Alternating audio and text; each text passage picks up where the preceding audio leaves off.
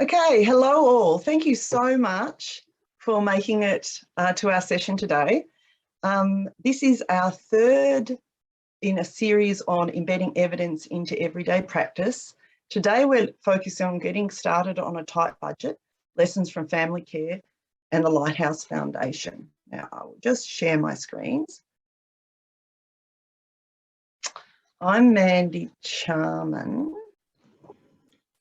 Here we go. All good? That's working? Okay. Firstly, acknowledgements. I'd like to acknowledge the traditional owners of the land we are each standing on today. For me, it's the Wurundjeri people, and elders past, present and future, and any Aboriginal people in the audience. Okay, hi, I'm Mandy Charman. I'm the manager of the Outcome Practice and Evidence Network, and it's my absolute pleasure to host this session today. I'm expecting it to be a really interesting, dynamic one, as they all are, frankly, but our sector is so great at presenting their work. First, we'll just do a little bit of housekeeping. The session will include presentations and a Q&A at the end of each speaker. You can use the chat box to put any questions as you go, and Dakina, our lovely supporter, will capture those questions, and you can then put them to the speakers yourselves, or Dakina can do that for you. If you have technical issues, we often find it gets sorted out if you leave the meeting and then come back. If it doesn't, Dakina Mitra can be contacted. She'll put her mobile number into the text, into the chat box, so that if you take that now, just in case you get kicked off, you'll have someone you can ring. Also note that the session's being recorded. Feel free to leave your cameras on because it's wonderful for speakers to actually talk to real people, but understand totally if you don't necessarily feel comfortable with that. Okay, we're getting started. Okay, today's session is the third forum in our series on embedding evidence into organisational practice. This has been an amazingly popular series, and we're really blown away by that because it has so much potential to add value for the sector. The series is focused on what agencies are doing to strengthen their approach to evidence, outcomes and measurement. We've selected organisations through the series who are at different stages in this journey, have started at different points and with different strategies and resources. This has included large organisations with now well-established evidence approaches such as Mission Australia and Family Life, who outlined for us their work over the last decade to embed these processes into their systems. Reflections from across organisations about how they got started, and today a deeper dive into innovative solutions to get going with limited resources.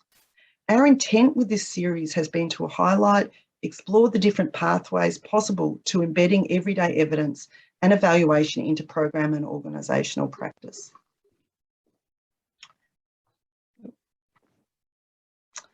While different, all the presenters have demonstrated the strategies that have been shown by research to be the key enabling features that are known to boost success in transforming an organisation's approach to evidence.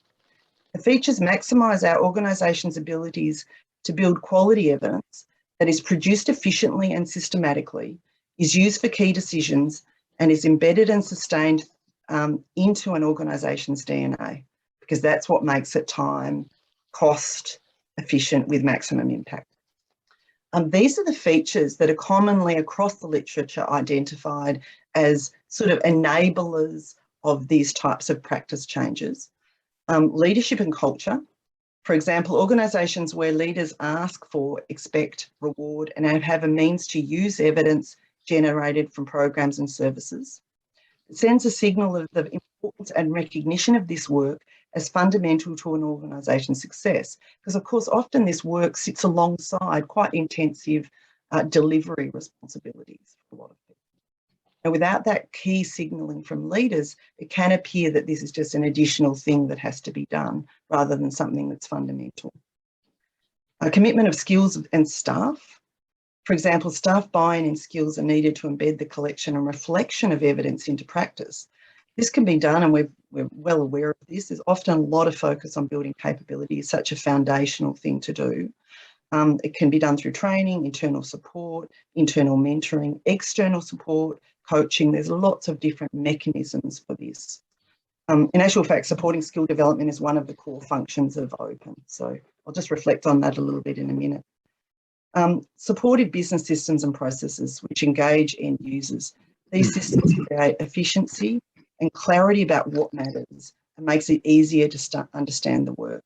It also means that knowledge is located within the organisation, not only it's individuals who can leave. So while it's devolved down to a program or an individual, the sector moves around a lot. So that knowledge goes with that individual, which is very disheartening when you spend a lot of time building individual skills. Understanding these features also provides a roadmap for actions you can take to introduce this thinking into your organisation. It provides insights into small and larger ways to get the ball rolling. And Open is going to release some of the information we've pulled together on this to try and give some people some ideas about how to go about this. Okay, Open's working with organisations across each of these three key features. We think about this as sort of everyday evaluation. That's what we're trying to think. Everyday evaluation is part of our core bread and butter, really. We work to build confidence and capability, demonstrate the value of these processes, and that they're worth the trouble, because of course we know our sector is very busy already, and demonstrate the value of just getting going from where you are right now, that you don't have to be an expert. Often we'll start with building skills and understanding. Capability is usually a very straightforward way of getting going and building enthusiasm, and then move on to supporting the leadership and systems dimensions. Maximum value occurs when you can work across these features. I just thought it might be helpful to just give a few reflections that we have sort of drawn from our own experiences. And I suppose this is part of our reflective and lesson learning sort of efforts. Our learnings about what works to build support buy-in and the biggest impact, it's really about mindset. And I suppose I just thought I'd put these here to go, well, what have we found that works? A key motivator for our sector is wanting to understand the difference we're making and how we can improve.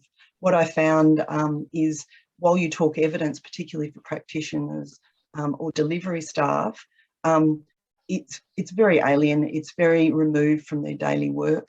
If you talk about how do you know you've made a difference, how can you improve the difference you're making, that's what floats people's boats. That's what turns them on. And so what we've started to talk about in Open is focusing on designing and measuring for outcomes, because everyone wants to know that they've made the best difference, which is the amazing thing about this. You don't have to have all the answers before you get started. Start from where you are now. Anyone can do this with small steps. We're not going for perfection here. We're not going for gold standard evidence creation. We're going for sensible thinking that informs decision making. Learn through doing. Working with our teams in joint engagement processes is much more productive for an organisation than, and from my point of view, working for people, doing work for people as an external person. It doesn't have nearly the value to you getting someone else to do it for you. Building evidence is a journey, not a single event. It's not something it's at the end that you do and then you forget. It's actually the process that gives the benefits. And I suppose we've worked with about 80 different organisations over the last 2 years. And it's usually the process that brings the light bulb moments. And share your learnings. Share them wide and loud, because that's what will persuade people that this effort is worth it. And in doing that, you'll identify like-minded champions and supports to continue to nourish you in this space. Okay, that was just obviously, teach a woman to fish and you feed her for a lifetime. And I suppose sustaining and supporting the sector around being self-sufficient and really being able to navigate this is sort of one of my personal missions for my career. And it just makes me really excited to see people's eyes light up. So we're going to have a lot of eyes lighting up right now because we've got really great speakers. And next two speakers provide their own illustrations of these lessons and more besides. Both Lighthouse Foundation and Family Care are going to talk about their own outcomes journeys, getting started, building buy-in and engagement, and identifying innovative solutions and support. So let's welcome our first speaker, Tia DeBees and Jackson Petrie from the Lighthouse Foundation. Now I'm going to introduce Tia and Jackson. Tia has a Bachelor of Social Science and is the manager of the Lighthouse Institute at the Lighthouse Foundation. She has over 13 years of research experience in data analysis and policy and program evaluation. Tia has also practiced in the out-of-home care sector, both as a therapeutic carer and in a research capacity. She's joined by Jackson Petrie, who's a therapeutic carer in Lighthouse Foundation's foster care program. He has over 7 years of experience caring for children and youth in the out-of-home care sector, having developed a way of caring through the use of reflective practice to attune to the feelings underneath the behaviour. Jackson has vast experience in trauma-informed care, supporting children and young people across multiple programs to build stronger and safer connections with their family, foster carers and significant others. Welcome, Tia and Jackson. Thanks so much, Mandy. Have the slides worked? Can you all see the slide? Fantastic. Thanks, Mandy, and thanks to yourself and the team for inviting us to come along today to talk about embedding evidence-based practice at Lighthouse Foundation. I would like to acknowledge the traditional owners of the land on which we meet. I'm on the lands of the Wurundjeri people of the Kulin Nation and pay my respects to their elders past, present and emerging. So for those who haven't met me, like Mandy said, my name's Tia Biasi. I'm the manager of Lighthouse Institute, which is responsible for the research, evaluation and training side of Lighthouse Foundation. And I began my journey with Lighthouse almost 4 years ago as a therapeutic carer myself, working with children and sibling groups, adolescents and babies. But a few years in, I was asked to help out with some of the development of the evidence-based practice side of Lighthouse, given my research background. My role has evolved from there. So throughout this presentation, I'll talk more to that story in the context of how we pursued our journey into evidence-based practice, what resources we required and what barriers we've stumbled across so far or along the way. And we'll also contextualize our journey through the work that we do with the young people on the ground. And on that note, I'd like to introduce Jackson, who will be able to provide his firsthand experience of this. Thanks, Tia. I would just like to begin as well by honouring the First Nations people, their strength, resilience and connection to the land in which we meet today. I'm also on the land of Wurundjeri people of the Kulin Nation and would like to pay my respects to their elders past, present and emerging, and to any First Nations people in attendance today. As Mandy mentioned, my name's Jackson. I've been in the sector for about 7 years, working mostly as a carer, and I've been at Lighthouse for the past 3.5 to 4 years now. I've worked as a senior carer, managing the adolescent program, or one of the adolescent programs, and as a therapeutic carer in our secure base, parent baby and foster care programs as well. Throughout my time at Lighthouse, I've developed a capacity to understand expressions of trauma, and that's been primarily through the use of Lighthouse's reflective practice space, which I'll touch on a little bit later. So that's us, but we thought we would briefly explain a little bit about what Lighthouse does. Like other organisations in the sector, our process of developing an evidence base has been highly tailored to our model of care, and I'll hand back to Tia to walk you through that. Thanks, Jackson. Like Jackson just mentioned, it is extremely difficult for us to separate our process of embedding evidence-based practice from our model of care, because we really have done the best that we can at integrating the two. So first of all, it should be acknowledged that Lighthouse is a small organisation. We have around 60 employees across the whole organisation, and we're primarily philanthropically funded.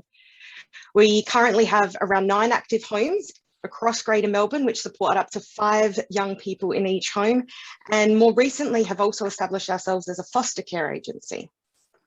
So we have an adolescent program and multiple specialist programs, including a parent and baby program for our young parents in out-of-home care, young women's freedom program to support women escaping early and forced marriage and slavery, secure base program for children in out-of-home care, and of course our foster care program. So our model of care has been designed with the input of many minds to be able to support these diverse cohort of young people with distinct needs as a result of complex trauma. With that in mind, our model of care can be summarised into 4 domains, as can be seen on this slide: the home, which is the secure base, the young people interventions to develop their well-being, the staff interventions to create thoughtful, responsive therapeutic milieu, and the community to develop a deep sense of belonging. And these 4 domains provide the mechanism for action in all of our programs. And really importantly, these activities in these 4 domains are not mutually exclusive from one another, but are purposefully woven together to provide that rich and interconnected therapeutic milieu. And this model provides that clinical underpinnings for all programs. Our model is also informed by 3 key theoretical frameworks, so trauma-informed practice, attachment theory, and contemporary psychoanalytic theory. Now, the primary reason I'm mentioning all of this is because everything we do in the Institute is built, or to build our evidence-based practice, is really specially designed to measure our programs through that lens. So hopefully that provides a little context to what our journey into evidence-based is all about. Now, Jackson and I have summarised Lighthouse's journey into the concepts shown on this slide, and I'd acknowledge that this journey might be quite similar to other organisations, and part of it might just be specific to us, but we'll expand on each of these concepts throughout this presentation and how they kind of feed into each other. So the important thing about this model is that what trickles down from the top is also informed by what grows from the bottom and vice versa. So this is an ongoing feedback loop that at Lighthouse we were able to utilise to embed evidence-based practice into our culture. So if I were to summarise evidence-based practice in one word at Lighthouse, it would probably be integrated. So as we're a really small organisation, the top and the bottom have to talk to each other. Data collection and therapeutic care cannot be exclusive of one another, and data must be useful for everyone. So while we acknowledge that support absolutely has to come from the top levels of the organisation, we require the advocacy on the front lines, as that's how it's actually going to work. So this means that resources have been required at every level of the organisation.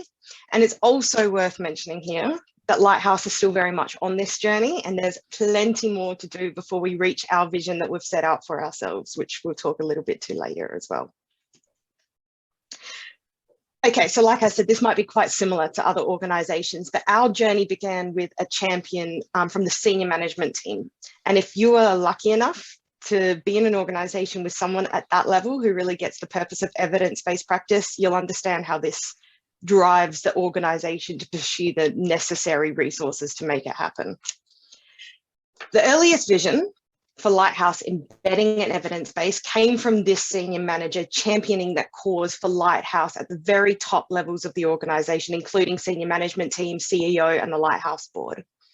For her, I believe it was all about improving the outcomes for young people, being able to show and not just tell what we do at Lighthouse, like Mandy was mentioning before, showing, not telling, and broadening the evidence base in the sector. And she really advocated for Lighthouse to begin this process and to employ a researcher to create a system for ongoing data collection. And luckily enough, that was me.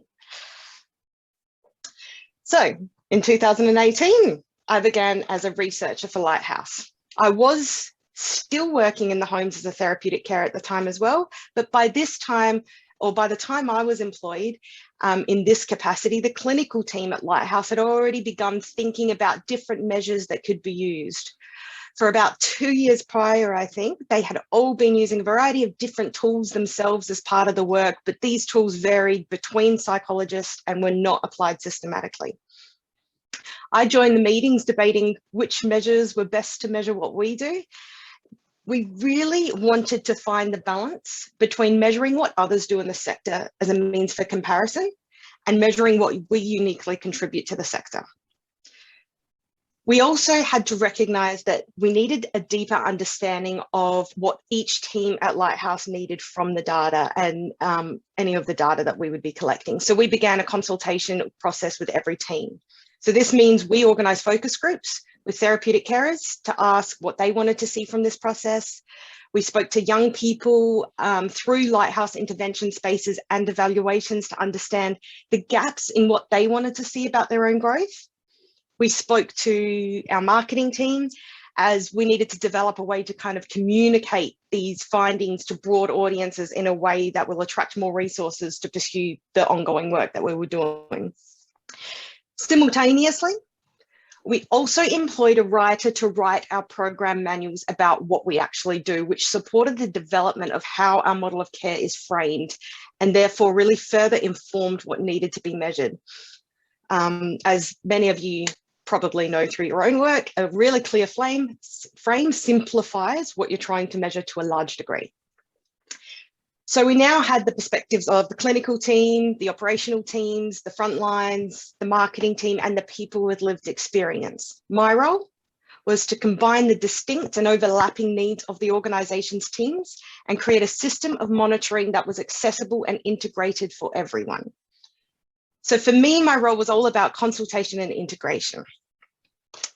All right, so far, our journey has come from the champion at the top and then a needs assessment at all levels of the organisation. From this needs assessment, we came up with measures and processes for the implementation of data.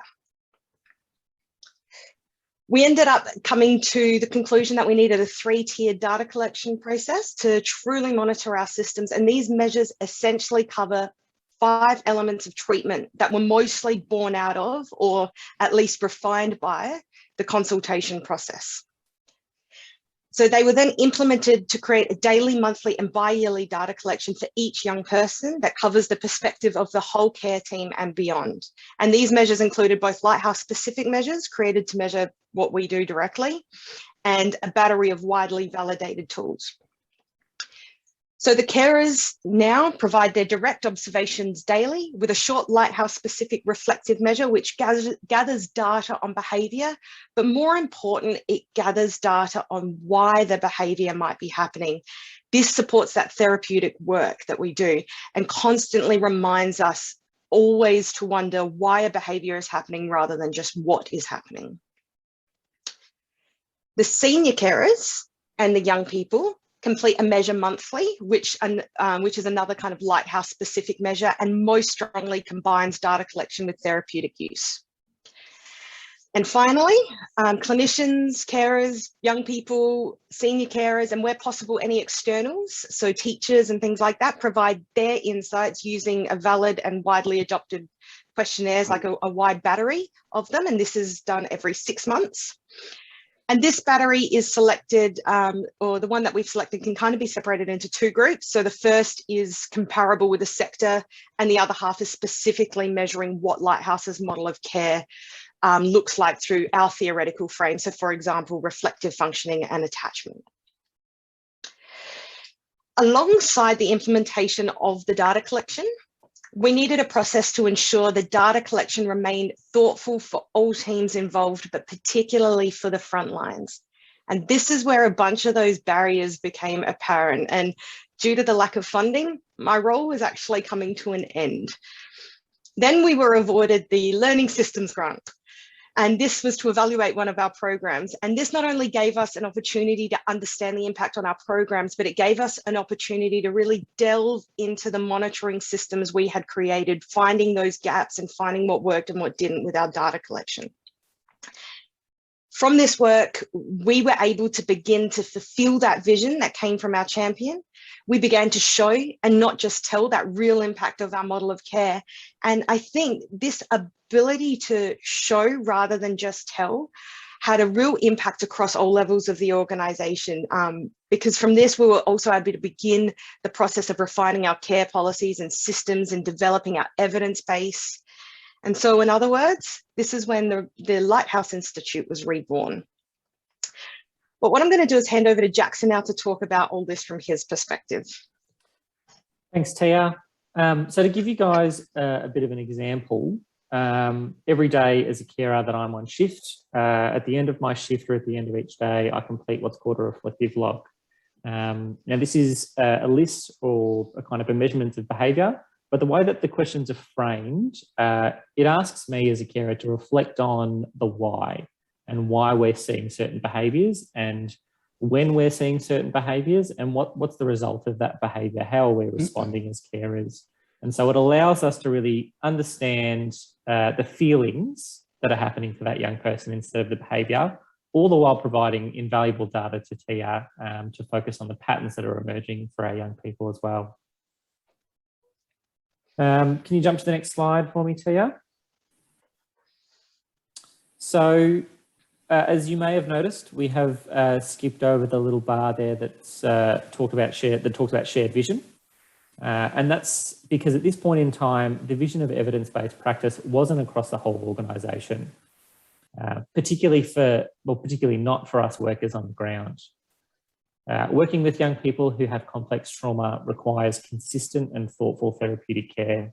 In the span of 5 minutes, I have to be curious and empathetic and then playful. You know, it's a constant battle around trying to meet the needs of a young person who's not always sure what's happening to them. And that's not to mention the everyday operational tasks that we have as well, like cooking and cleaning and transport. So adding additional tasks were not initially welcomed by some carers at our organisation. So to say that, you know, there was a shared vision in place or that came first would not be completely honest. For carers on the ground and for myself, everything needs to be purposeful. I need to understand why I'm doing things and why it should be prioritised over spending time with young people. So through the consultation process with Tia that she mentioned earlier, we were asked how we could manage our time and our resources to include more time for data collection and include time for new interventions. Now, in theory, across an 8-hour shift, you know, taking 15 minutes out to do a data collection tool doesn't sound like it's particularly difficult. But in practicality, it can be very hard because most of the time, kids don't really care if you're doing a reflective log or not. They need you when they need you, and you need to be present when they need it as well. At the time, what I didn't know as a carer and what we didn't know collectively was that the data that we would be providing and from other sources like Lighthouse's clinical team was being used to refine our interventions and care policies. So around 3 months in, the Lighthouse Institute began to offer training to the whole organisation.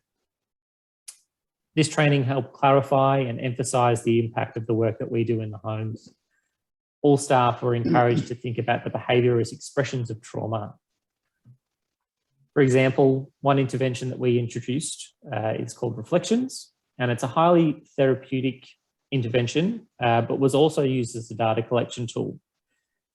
It helped integrate therapeutic care and the data collection so that we as carers could begin to see the purpose. So for example, as I learnt more about why we're embedding certain practices and certain interventions into my daily routine as a carer, the young people started to engage in them more seriously. There are other carers that I worked with who struggled to accept the change and implement new interventions, and the young people wouldn't participate in those interventions very seriously with those carers, whereas with my understanding of the importance of them and the purpose of them, I found the young people engaged very seriously with me when I would conduct them.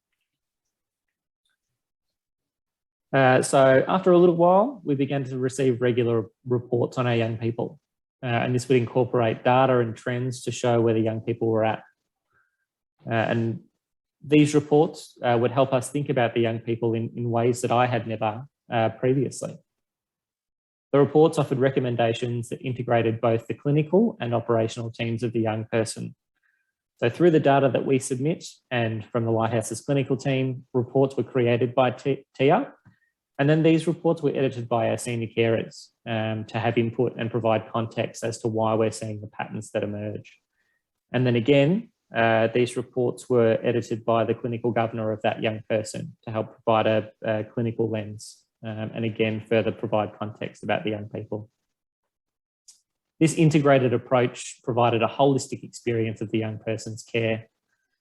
Often at Lighthouse, we term processes like this as using many minds. And my experience as a carer, being one of those many minds and having my opinion valued, made the work that much more worthwhile. As some of you may know who have had experience on the ground, finding time to do any task can still be difficult, but now understanding the purpose makes it much easier and clearer around why it's incorporated into that young person's care.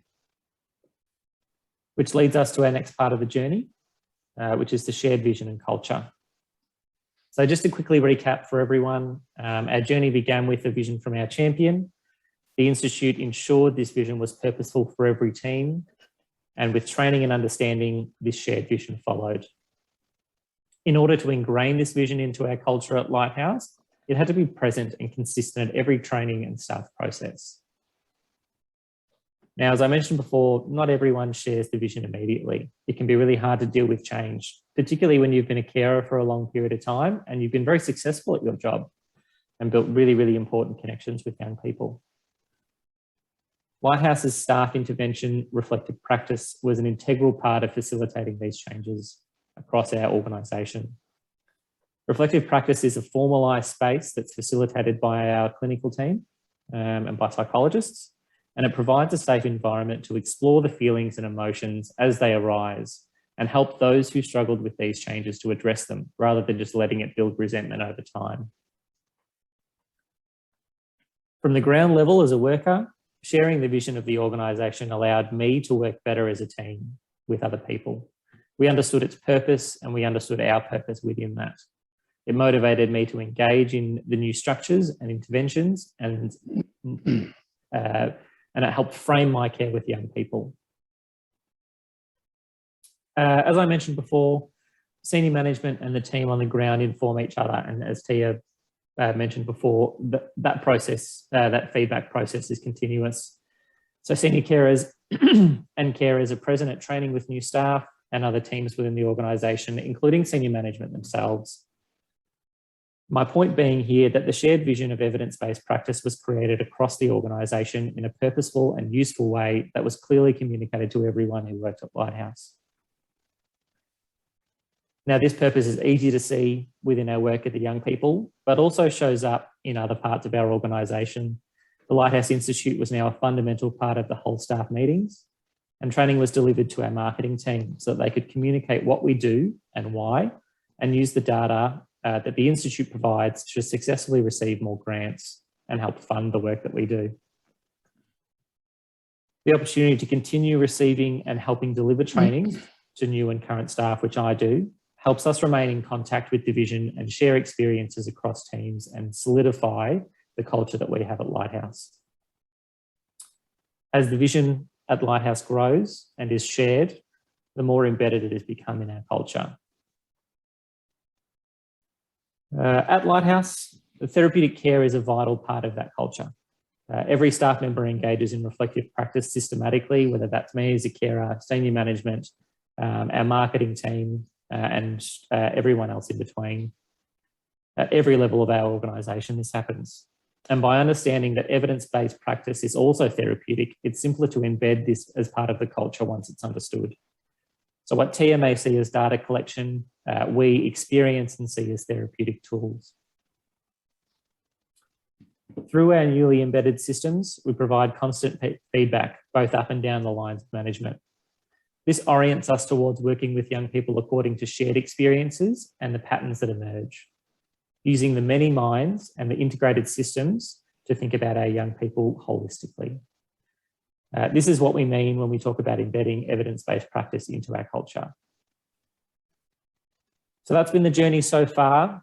We've talked about what we have done, and Tia is now going to focus on the resources that we needed and the barriers that we have come across so far and those that still exist for us.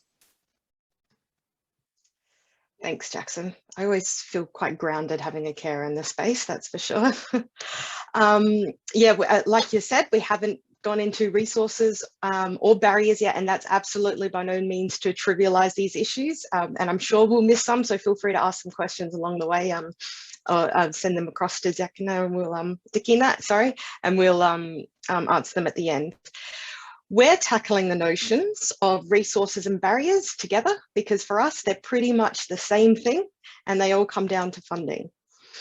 So as many of you are probably aware, this is a really huge barrier in many ways, particularly for an organisation like ours, and it feeds into every other barrier we have. So to take a step back, I should mention that at Lighthouse, the Institute, which is responsible for data collection, analysis, reporting, as well as using the data for program development and training, is made up of one permanent employee, and that's myself. And from what I've learned, that is a very common experience in the sector. So I think many of you will be able to relate to the fact that human resources is a huge barrier. So part of where I would like to take Lighthouse is much more into the sector to learn how we can connect more and more. For example, it would be really great to see if have organizations who could do research alongside each other and act as each other's control groups, for example.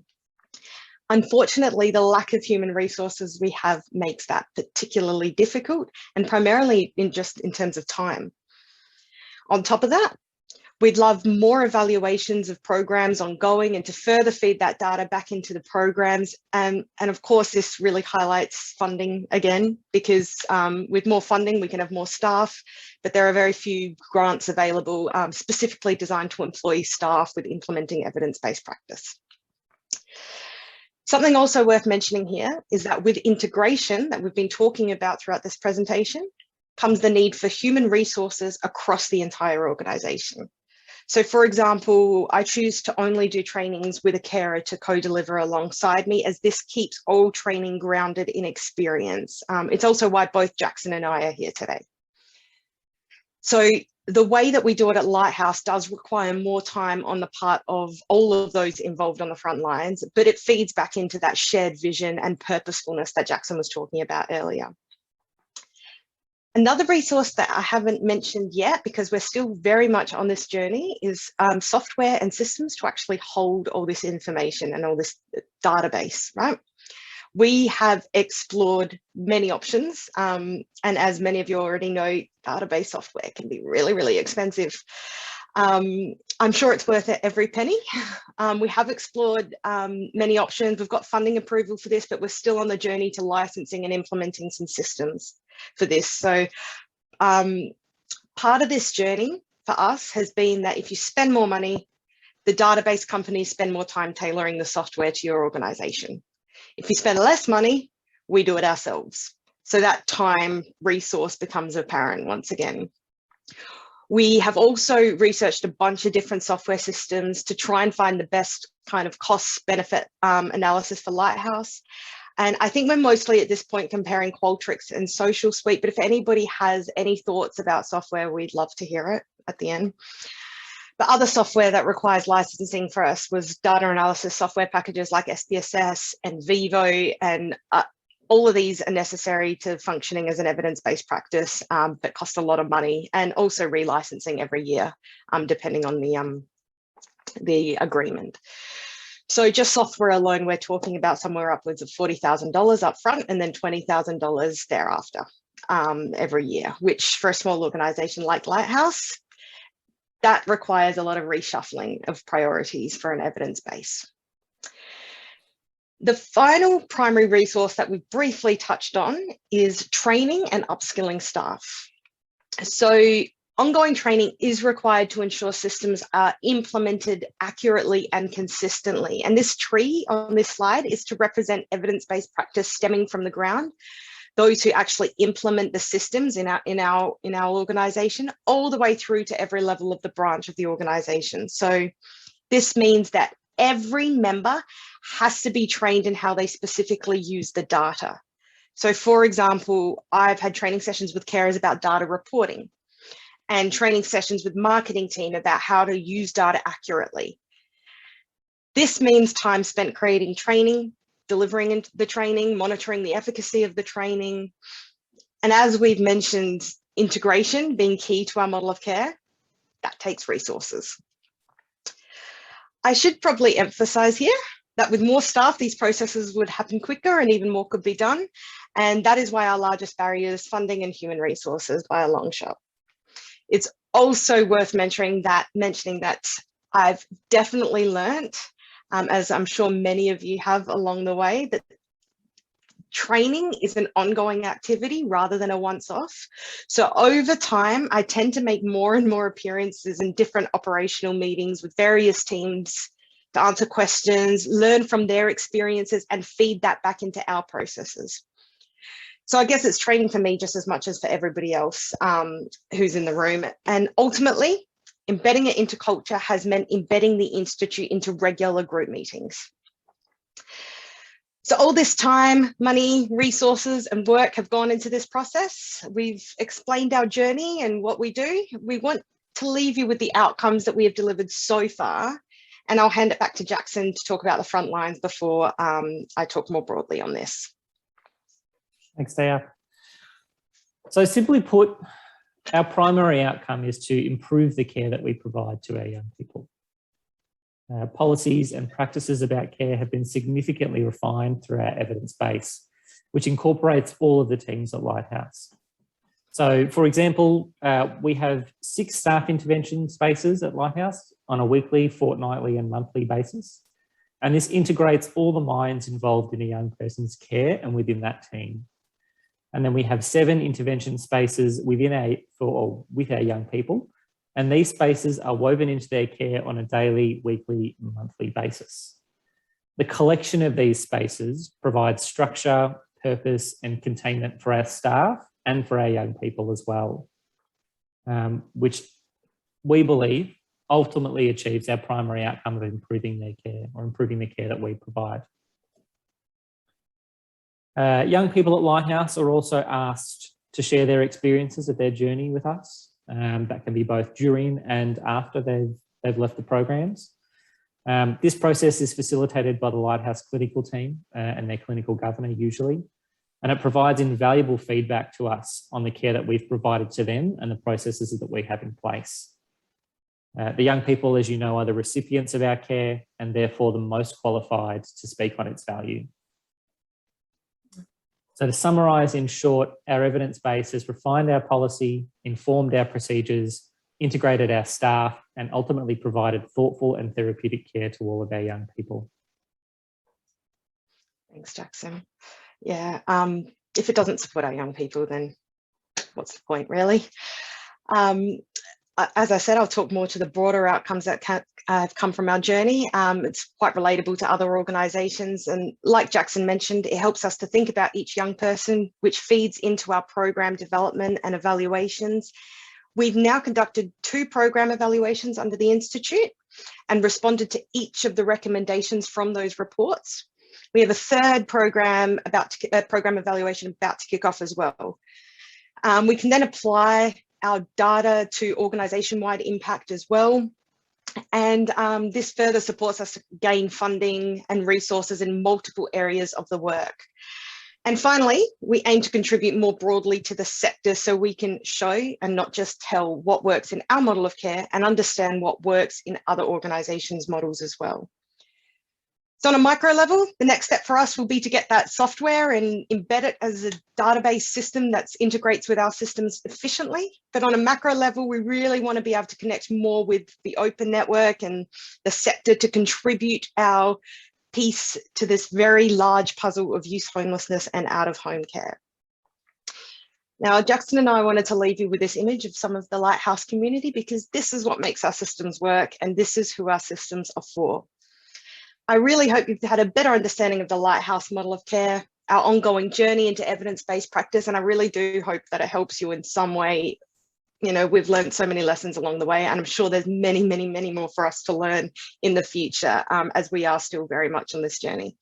But thank you for listening, and we are open to any feedback, thoughts, ideas, questions that you might have. I'll stop the share. That was fascinating, Tina and Jackson. So, look, inspirational, really.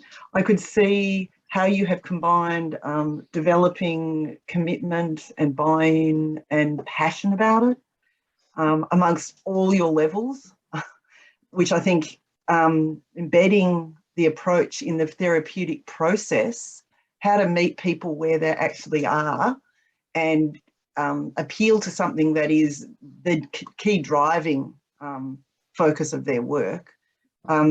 You're trading your systems leadership. You actually illustrated every single one of the features. I'm now going to open for questions. People can feel free to ask themselves or while they're thinking up their questions, I will ask one that Connie has put in the chat. And then we'll open up for other people to put their hands up. Connie asks, what systems do you have in place to collect the data?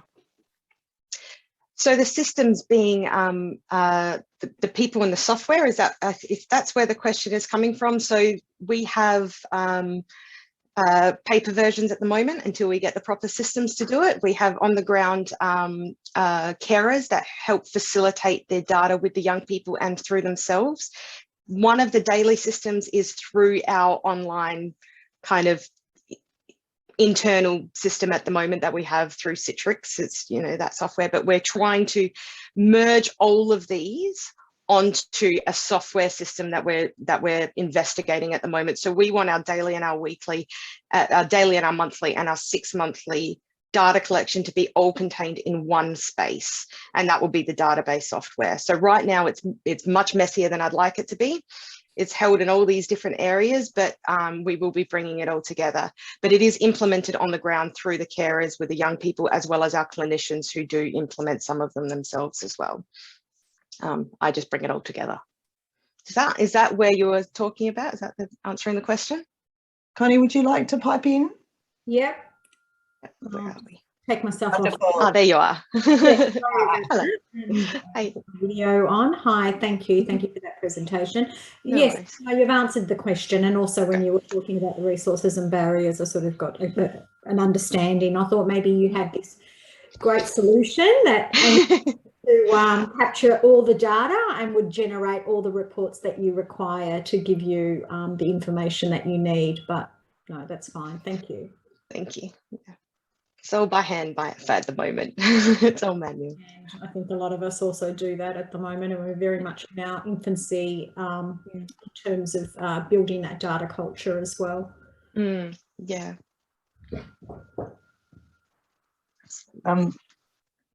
While we're waiting for somebody else, I was actually really fascinated with your comment that that with your champion, and I agree that it's a really great leader there you've got.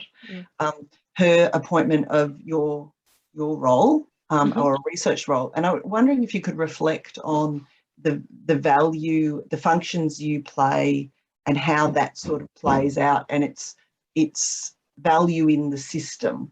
And just to tease out, because I think people often explore this option and resources might stop them or whatever, but perhaps to tease out the value contribution that having that shepherding role might plays. It has been fundamental to our journey, 100%. So it actually, I think if I'm going to do it in a storytelling way, which is what we tend to do, it's through Lighthouse. We're all sitting in the kitchen as we do. We have an integrated space there that we all have our lunch together. And I heard the senior manager talking about evidence-based practice, and it started to become very casually into the vernacular of people in that area. And she knew that I had a research experience, and so I could bring my voice to that conversation. But then what she would do once I was employed is she brought me into every space that could possibly be in. So the board meetings, brought me into senior management meetings, helped me facilitate conversations with carers on the ground, with young people. So these conversations started to be had through her, I guess, her drive, but also her power, I guess, for lack of a better word, in the organisation.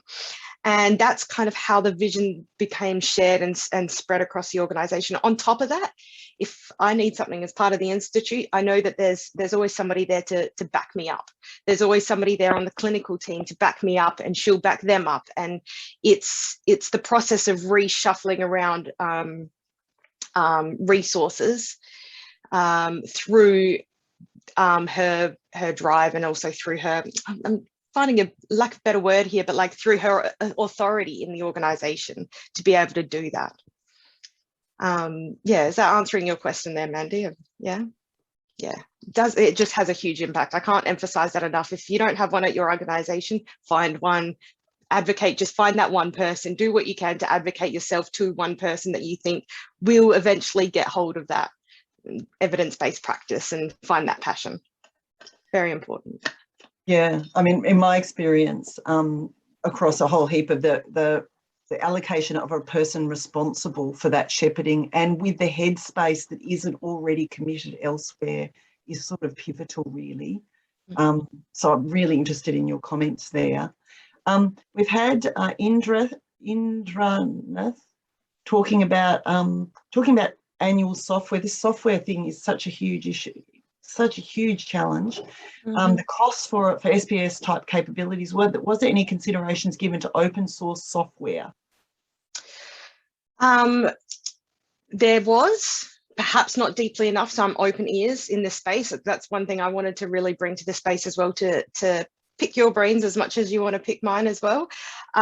There was, but the reason why we tended to, or I'm leaning still in the direction of going with SPSS, is because when it comes to human resources, bringing people on, it's a commonly used software. It's a tool that a lot of people are trained in through their degrees. It also has the capacity, like I'm experiencing it myself. I know what works. I know how to use it. So I think it's the universal application of a program like SPSS is why I'm sitting with it. But again, very open ears as we're in this process still. We have actually a few suggestions, but what we're going to do is do an event review, and I will ensure all the comments that provide resources get put as part of that event review. And so then you'll be able to examine them. Everyone, that would be fantastic. Thank you. Because we have a few suggestions right here. A comment from Jane Noblet. Of course, the more expensive the IT solution, the less agile to change. And that's a difficulty. Carol, so I will do that. So if anyone else wants to dump any of their own suggestions about any aspect of this agenda, please feel free, because this is a wonderful opportunity to network and to resource share. And we'll share them with everyone. Caroline asks, do you have a quality improvement team as well? And if so, how do you work with them? Sure. So like I mentioned, we are a small organisation. We do have a quality assurance team, which I'm actually on myself.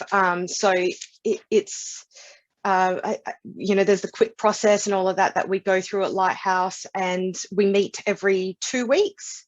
And that feeds back into, you know, how we implement data, what we're measuring, making sure we're measuring the things that we need to measure. This was actually one of the groups that we also sought feedback from at the beginning, and we have that ongoing feedback loop. So they give me advice, I give them advice, and vice versa.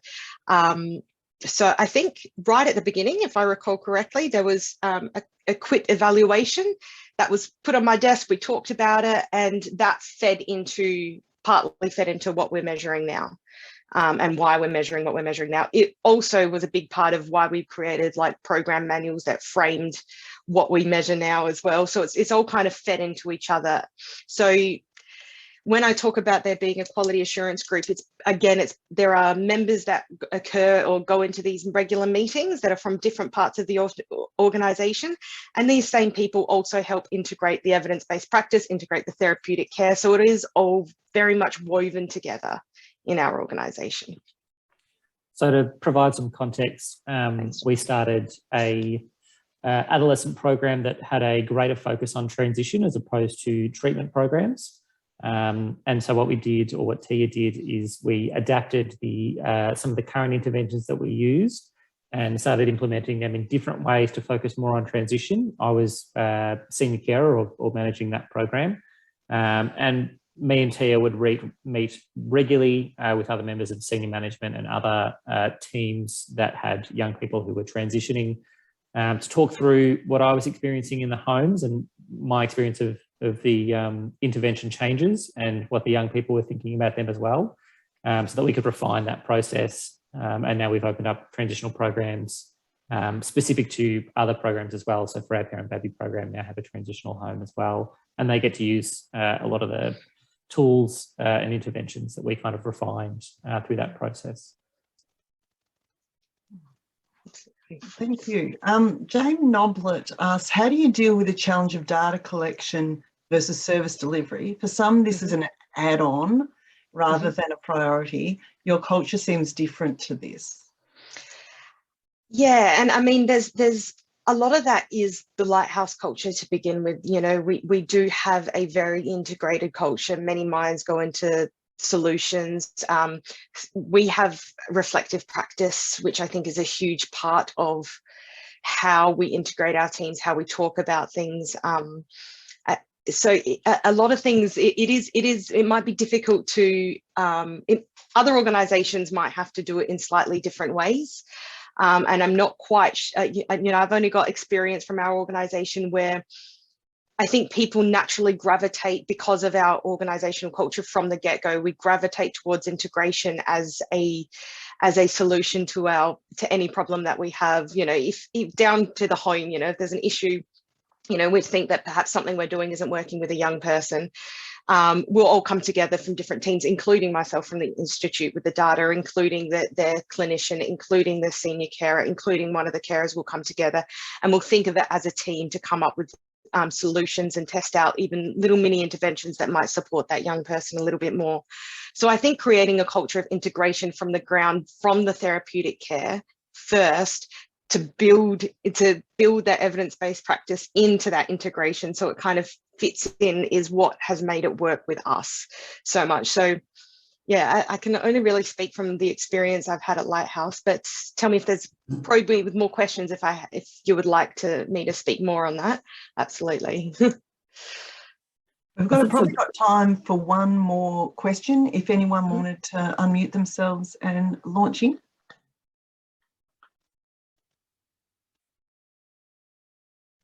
I think it's a lot to take in, actually, because I'm thinking, oh my God, I have a question.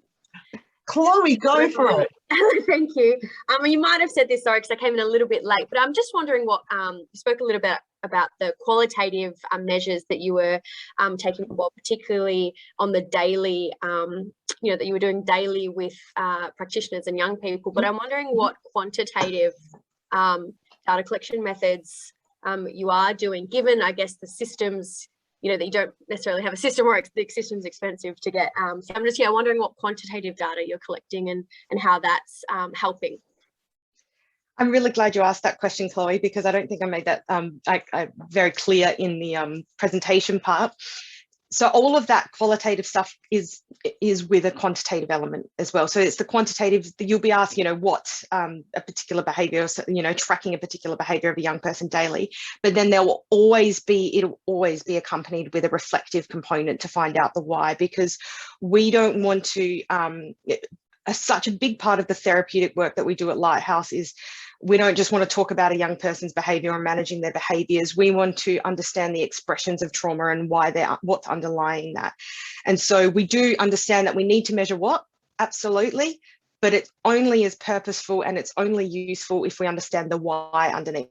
So all of that is quantitative, and it's accompanied with qualitative elements, asking the carer, why do you think the young person behave in that particular way, or what happened to the young person on that day that might relate to it. So there is a quantitative objective component versus the subjective component that comes next.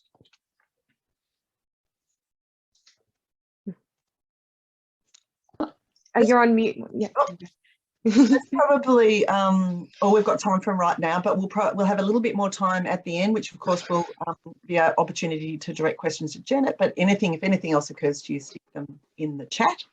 Okay, now I want to welcome Janet Congruz, Evaluation and Research Coordinator at Family Care. Hello, Janet. Janet is a sociologist and the Evaluation and Research Coordinator at the Family Care, which has its main office in Shepparton. Her work focuses on supporting evidence-based or informed practices, strengthening quality management systems, and monitoring, evaluating and reporting on client feedback. Janet worked closely with the management team to enhance the quality of services delivered to Family Care's clients. We need, have it just onto slide. Yep, all good. Getting there. Oh, where am I? It gives everyone a moment to There we take go. Oh, okay. So what are you seeing? Oh, we've got the right, it's all good now? All good? Yep, title slide. Beautiful. Okay, so hi everyone, and thank you for coming along today. I too would like to acknowledge the traditional owners of the land from where I'm working and where I suppose we're all meeting, and that's the Yorta Yorta, Bangarang and other peoples who make up the Yorta Yorta Nation. And I'd like to pay respects to their elders past and present, and to any First Nations people here today. Last year at the Open Symposium, I presented a paper that specifically looked at Family Care's client feedback system and how it informs opportunities to continually improve the quality of services we deliver. Primarily, it covered the strategy we developed with the Open team to build on Excel to ensure that we had a platform for collating feedback that would be easily used by anyone with minimal training, even if I wasn't around, and we have put that to the test, as I, like Tia, make up a team of one, although that is currently growing. So we're in the process of developing that. That paper actually covered topics such as survey fatigue, utilising different survey formats, the pros and cons for client feedback from a client, staff and agency perspective. Ultimately, it was particularly focused on the more formal approach we take to providing opportunities for clients to provide feedback, how we collect, collate and analyse the data and publish the findings so that they were available to the public. In preparing for today's panel, I was tempted to regurgitate that presentation and add to it. However, I've decided to move on from that point to discuss how, because of that process that we did with Open, it has opened up new opportunities to look at how we could better access other data that is already available within the agency in a more affordable and meaningful way. Today, I'd like to speak to you about the data reporting project that we started working on last year, and talk about a couple of strategies we've adopted in order to address the issues we have in trying to get this project designed and implemented. Before I start, however, and for this I do confess it's the same description as last time, a brief overview of who Family Care is. Family Care is a not-for-profit agency based in regional Victoria and has a service area spanning the 5 local government areas of Greater Shepparton City Council, the Mitchell, Moira, Murrindindi and Strathbogie Shires. It provides provides services to an ever-increasing population, particularly in the south of close to 200,000 people, where 25% of household incomes fall under $650 per week, and where almost 20% of households do not have the internet connected to their home. And may I add, I was disappointed to see this taken off the census, because I think it is imperative, especially now that COVID's hit, that we know who has access to the internet, not just on our phones. Family care areas include child and family services, carer support services, disability support services and NDIS coordination.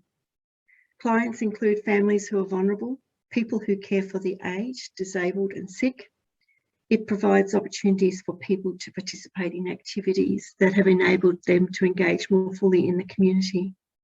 There are people from non-English speaking backgrounds, people who are Indigenous Australians, people who are new to Australia, single and multiple parent families with children, parents with newborns, people who are unemployed or underemployed, older people, employed people caring for their elders, children and young adults with disabilities, and people seeking NDIS support. As Family Care's organisational structure first achieved ISO 9001-2008 Quality Management Registration in 2013, and more recently, well, a couple of years ago now, transitioned to 2015 within a single year. Similarly, Family Care has successfully attained accreditation with Victoria's DHHS standards and is proactive when implementing policy reforms as required. As you can imagine, with the shifting sands of policy, the debates for and against what constitutes evidence-based and evidence-informed practice, and the requirements of standards that can often change, Family Care has developed an approach and a culture where quality resides as the responsibility of all who work at Family Care, from the board, the executive, the staff, and the volunteers. Fundamental to monitoring how we manage such adjustments is what our clients have to say about us. So when we started the data reporting project, it was all about finding a quick fix akin to what we did in developing the client feedback tool using Excel, so that we could more easily report on client activity levels and client outcomes, which again is another form of client feedback. We initially thought finding some funding to pay someone technical to work with us would be the most useful approach, and so we spoke with the Open team at the Centre for Excellence. This process generated a number of discussions where we were able to utilise some readily available techniques to help us hone what it was that we really needed. Before we could do anything, we as an agency needed to know what we were dealing with and the outcomes we wanted to achieve. So yes, theory of change, program logics, I hear you say. Yes, we needed to map that out, determine what we wanted to achieve, and establish appropriate interventions. At that point, discussions were only happening between myself, my CEO, who's our champion here, and Mandy from Open. We knew what we needed. We knew that we needed to engage with staff about this, but we also knew that they were under the pump, especially with all the changes to work practices that were taking place. And then, of course, we had the impact of COVID-19, the lockdowns, working from home. And we've undergone significant service delivery changes with Todd and Child First and changing. And yeah, so it's everything has just changed completely. However, we wanted the engagement process to occur with management staff, but we wanted it to be simple and to seem to require little effort on their part. To this end, I drafted a project outline. That's not the outline, but an email to our managers and asked them for feedback. But in particular, I provided them with a table and invited them to nominate the service programs that they oversaw and identify the software package programs they use to record activity levels and client outcomes. In some cases, the software packages were managed by admin staff, and so further discussions were required for me to understand how the different programs interacted within particular service areas. What we found, and believe me, this is the tidy version, was that we have 15 programs for recording activities and 11 programs for recording client outcomes. Thankfully, we only have 2 programs for recording client feedback, SharePoint for the unsolicited feedback register and Excel. As you would be aware, for many funded programs, there are requirements to use specific software packages, and not all the different software programs talk to one another. Another challenge is to think about how these activities are recorded and ascertain whether or not that equates to the number of clients undertaking multiple services, or for that matter, whether clients are recorded as individuals or as family blocks. And of course, within the agency, this may differ for each program and or service area. In honing our ideas with Mandy, yes, sorry, Mandy, you get another mention, throughout the development of the program logic and the program plan, it became obvious that this was a project that required more resourcing than what was needed when we addressed the needs, when we first started addressing the needs for enhancing how we used Excel for client feedback. So our CEO, David Tennant, initiated a conversation with the social work coordinator from the La Trobe University Shepparton campus, and a negotiation process started. During these discussions, La Trobe provided us with many examples of what other similar industry-based doctoral students were doing and had completed in other rural settings. And this opened our eyes to the possibility of providing someone with an opportunity to undertake doctoral research while working practically with us within this sector over 3 to 4 years. The person who is successful in being granted this scholarship, which is currently being promoted at the moment or available at the moment for people to apply, it's a scholarship from La Trobe University. They'll be given the responsibility for designing and implementing this data reporting project across the agency, so that the collation of client activity levels, outcomes, and feedback can all be reported in a timely manner. They'll be responsible for developing this project in consultation with managers, admin and staff, so that the way the data is collated means the results are reliable, easy to access and useful. The idea for this project is also about making the data that staff are responsible for importing into the different software packages meaningful. By this, I mean that completing client files and recording information is more than just a requirement, but a real contributor to making meaning of what is happening for clients in our community and how we can identify opportunities to improve on meeting their needs.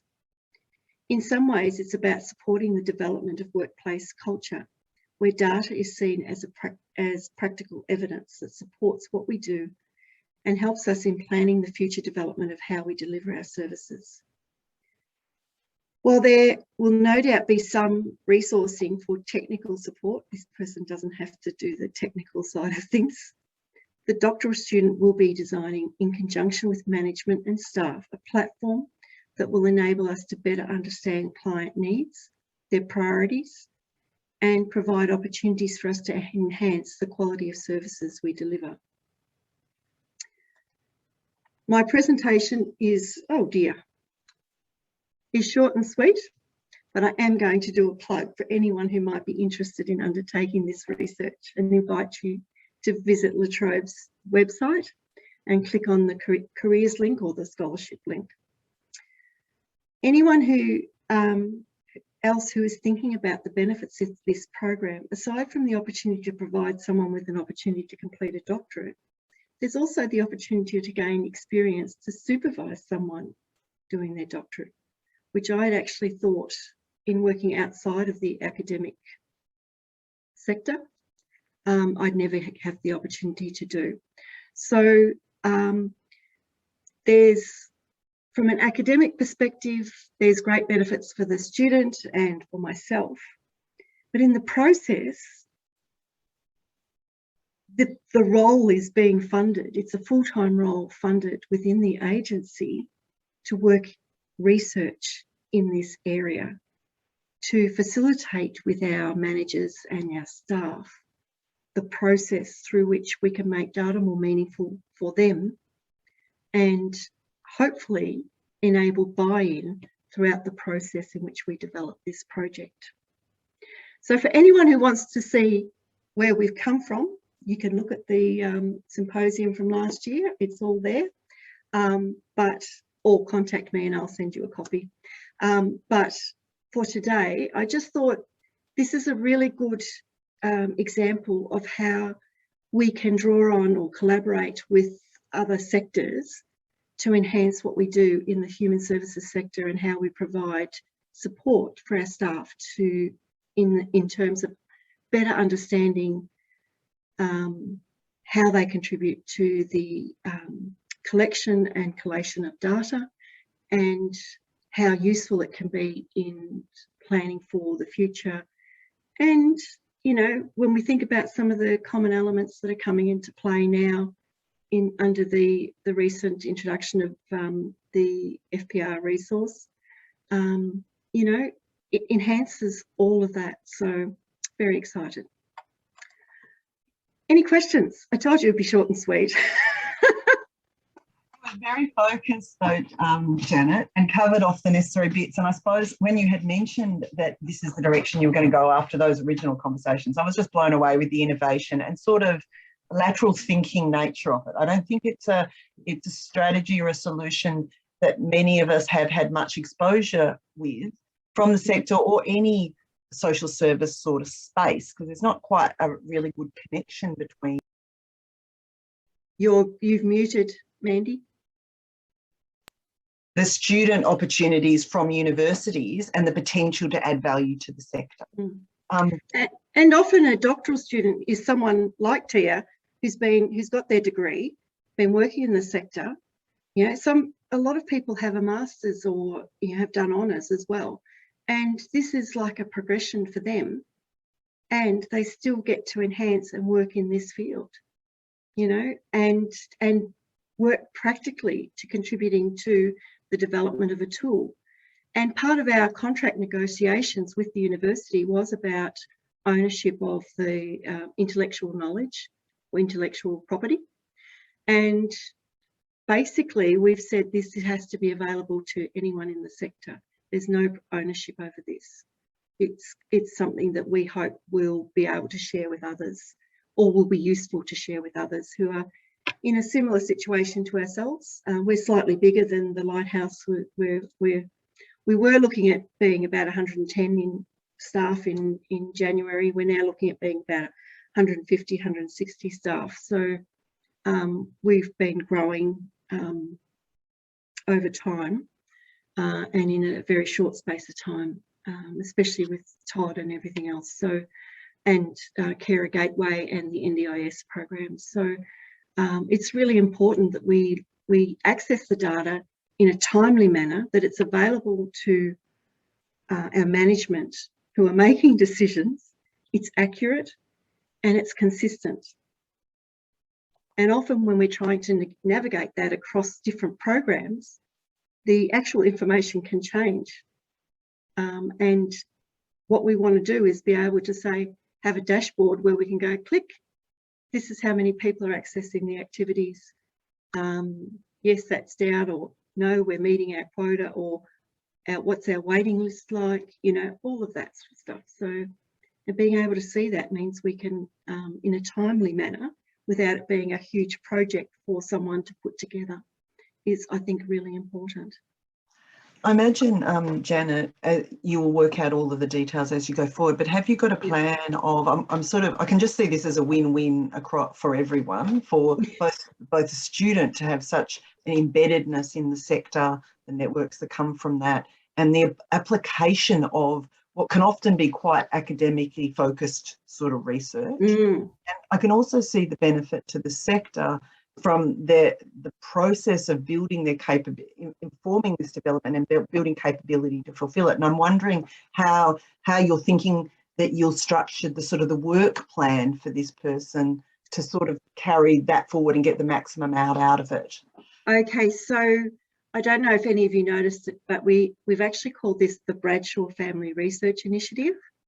So one of our local families has funded, so for those of you who don't know, for a doctoral student, a scholarship is full-time, but you're allowed to work basically 1 day a week on top of your scholarship. And your scholarship that you get from the university is tax-free. So this person will actually be working with us 5 days a week. So part of that will be they'll become part of my team.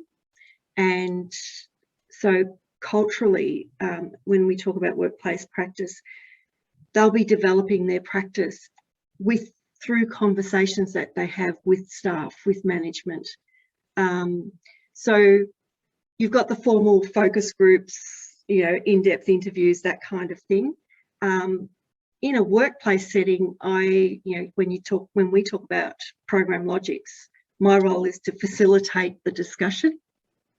So there will be some elements with methodological tools or the methods that we use that will cross over, or so it won't be, if they're designing a work program logic, they won't be doing that as a focus group, but they'll be facilitating the discussion, which in effect is a focus group. The doctorate will also be conducted by publication. So for them academically, part of obviously they'll do a literature review, that will be part of the process, but they will also be having, through their practice, it'll be very much I see it as being very much a practice-based, design-based, and their publications will come out of their reflection on what they do and the outcomes that they achieve on that.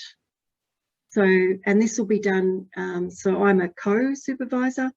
So we have the primary contact, Evelyn.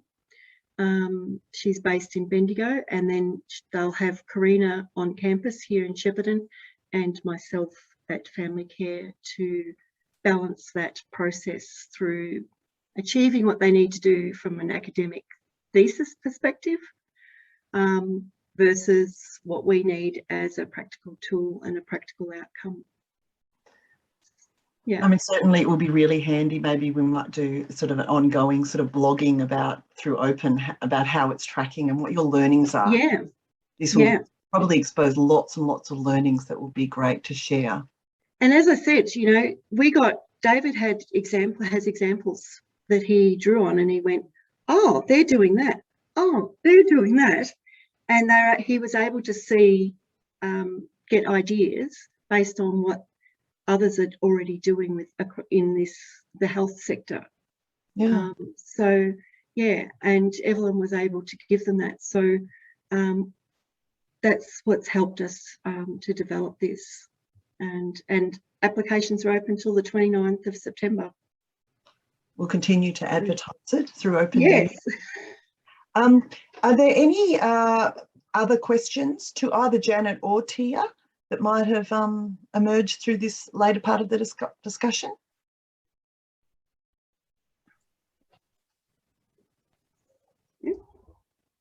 I had a question. Oh, go Dakina. And this is to Tia and Janet and anybody else who's on the panel here, I mean, in this room.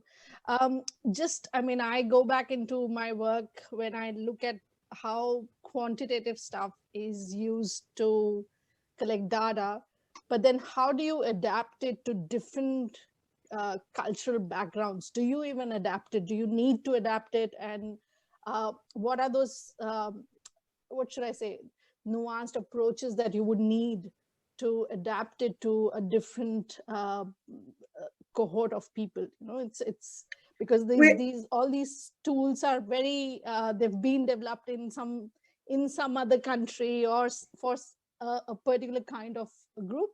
So how do you sort of navigate that? And I think, yeah, some insights from I'll start that response if that's all right, Dakina, because sure, I'm absolutely. currently having a discussion with our refugee miner program, and we're actually currently looking at how we can work, because often our workers have an interpreter.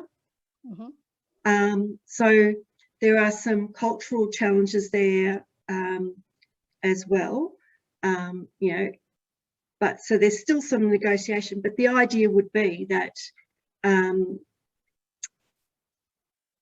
I think we were talking, some of us were talking about this yesterday, you know, and I think the same thing goes for people who are illiterate as well, is it's up to the worker to and this is where we need them to actually go, okay, how do I get this client feedback, and do it in a way that gives them the privacy and confidentiality that they need to be open and honest.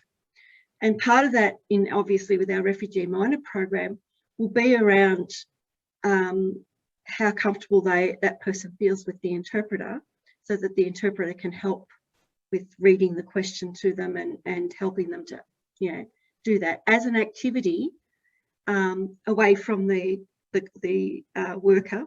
Some of our workers have, especially with our children, work with the parent for them to do the client feedback in another room with the child, so that the child can, you know, respond to the questions and we get feedback that way. But also I'm trying to encourage our staff to think about what we used to do at university was, you know, when I worked with people who have literacy challenges there, it's 2 o'clock, is one of the jobs you do when you're supervising exams is you read the question and then you write exactly what the person says, and you read it out to them and you respond to, and you read out what you've written and they confirm whether that's okay or not. So there's a couple of things aside from the putting it into language, like, which is an obvious one. These are some of the other ways that we're looking at engaging. The other thing that we also do is we get our staff to take an envelope with them to their last appointment, so that the person can actually put the response in the envelope and seal it, so that the worker doesn't read it, the client feedback, and then that gets put in my pigeonhole and gets put into the client feedback. And in terms of, a lot of our responses are qualitative, so they are words. And this is the work we did with Excel, with Yuri from Office Experts. And he's using Power Pivot, has set up our input template, so that we just input the responses and the calculations happen in the background, and you do a refresh and your dashboards are updated. So there are ways of converting language into a calculation. We found that with using Excel. Yeah. Thank you so much. We'll probably have to wind up now. It is 2 o'clock and I'm aware that people are probably having to rush off. Really want to thank Tia, Janet, and I've slipped my mind your colleague. I'm so sorry. Jackson. Jackson. I wanted to say Jack and I knew that was wrong. Jackson. It was a really inspirational and interesting talk with lots of different strategies that can be used in combination or separately. I'm sort of astounded by how you've managed to put it all together and come up with something that suits your specific needs. Because the other thing about all of this, there is no rule, there is no must, there is adapting it so it suits your purposes. And I just think, I'm hoping that everyone takes away a couple of little gems of, well, maybe we could just start doing this or that. One thing I did want to say, at Open, we're very interested in the idea that Janet has put forward with this solution, and thinking about whether that might provide other opportunities for other people. So if anyone is interested in exploring that sort of idea of using student, because we all suffer from lack of resources in this space. Now, we'd love to fix that problem and whatever, and there's a range of strategies around that, but one of them in the meantime might be this type of strategy if that's appropriate. So if anyone wanted to reach out, of course, to Janet and Tia, but also to us at Open, we'll certainly can try and see if there are other avenues or opportunities available of that type to support people's data management, outcome measurement sort of processes. Thank you once again. It's been absolutely fabulous, and we've loved having everyone here. And stay tuned for our next forum next month. Thanks, everyone. We'll be sitting here for a little while if you want to hang back.